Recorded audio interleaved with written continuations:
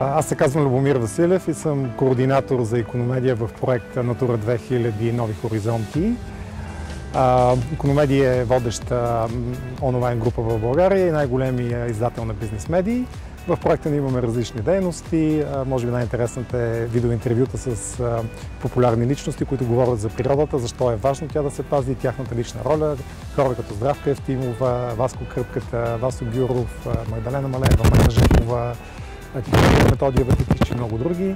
Имаме видеа по темите, свързани с природозащита, биоразнообразие и натура, вебинари, издания, публикации, фотогалерии.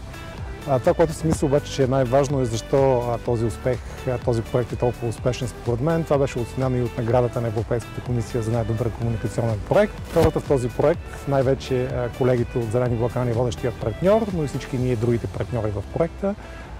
За тези хора това не е просто работа, това е кауза. Това е първата и основна причина. Втората е синергията, която успяхме да постигнем. Отново благодарение най-вече на колегите от Зелени Балкани, които успяха да съберат една водеща природозащитна организация с експертиза лично на хората в нея и на контактите, които те имат, и три различни медии, които покриват много широк параметър от аудиторията в България. Помагахме си всички и може би това допринесе за този успешен край и резултат от проекта. Здравейте, аз съм Мариела Чапелова от Българското национално Дарик радио. Партньор сме на проекта Натура 2000 в България Нови хоризонти.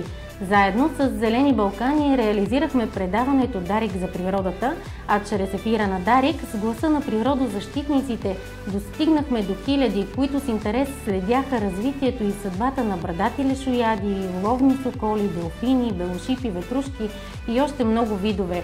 Хората запомниха и имената им. Сред тях са Ема, Спас, Илия, Фердинанд. Звъняха ни слушатели, писаха ни читатели. Искаха да помогнат, искаха да дарят, искаха да доброволстват в спасителния център към Зелени Балкани.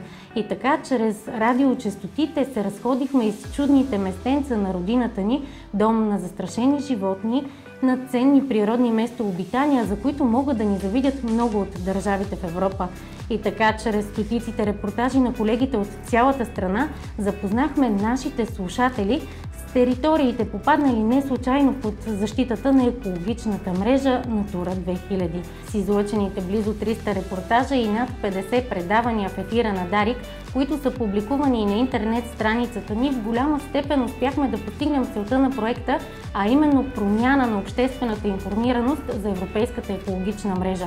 През тези 5 години бяхме рамо до рамо с еколози, заинтересовани граждани и отговорни институции. Включихме се в десетки срещи по горещи природозащитни теми. Успяхме да предадем посланието на еколозите, че опазването на природата не само не е в противоречие с развитието на бизнеса и туризма, а напротив, то е предпоставка за икономическо развитие и повишаване на стандарта на живот на отделните граждани. Проектът Натура 2000 в България Нови хоризонти е първо по рода си партньорство в България, което обединява експертния капацитет на една природозащитна гражданска организация с медийната експертиза на национални медии, каквито са нашите партньори от Икономедия, Дневник БГ, Капитал, Дарик радио и Хоби ТВ. Благодарение на съвместните ни усилия и на нашия ентусиазиран екип успяхме да постигнем резултатите, за които ще ви разкажем сега, и бяхме отличени с Европейската награда за най-добър проект в категорията публичност. Екипът ни проведе над 180 събития, 50 населени места пред близо 35 000 граждани. Проведохме над 130 презентации в 22 населени места пред над 3700 ученици. Издадохме над 10 издания, брошури, дипляни, плакати и други, които достигнаха до 33 000 души. Създадохме 2 вида изложби, единият вид от които са реалистични триизмерни макети на застрашени видове животни, а 2 от които фотоизложби с защитени и застрашени видове местообитания и животни, които представихме пред над 14 000 човека. Заснехме 73 репортажа, които бяха излъчени над 10 400 пъти в ефира на Хоби ТВ, Хоби Лов и Хоби HD. Създадохме 5 филма с Хоби ТВ, които бяха излъчени над 420 пъти. Направихме 245 репортажа, които бяха излъчени в националния ефир на Дарик. Излъчихме 50 радиопредавания в националния ефир на Дарик радио. А в сайта на Дневник бяха публикувани над 376 статии, разработени специално, които достигнаха до над 1 200 000 аудитория. 36 фотогалерии, публикувани в Дневник БГ, достигнаха до аудитория от 92 000 души. 5 видеоклипа, изработени от Дневник БГ по важни природозащитни теми в България, гледани от над 74 000 потребители. Проведохме 5 срещи по важни за природозащитата теми. В тях участваха 140 участника от 70 институции. Излъчихме 50 радиопредавания в националния ефир на Дарик Радио. Те достигнаха до 23 000 потребители с печатното издание и до над 80 000 онлайн.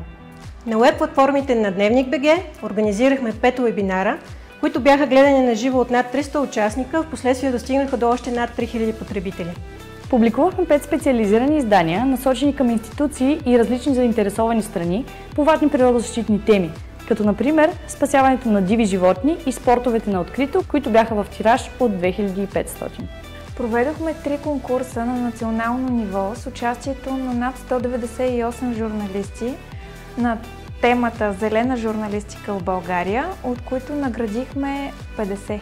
За 5 години на проекта изготвихме над 550 публикации за уебсайта на проекта ни, които достигнаха до близо 34 000 души. Всичко това доведе до видима промяна в обществените нагласи към европейските природозащитни политики и към най-голямата света екологична мрежа Натура 2000. Това се потвърди от проведеното в рамките на проекта социологическо проучване.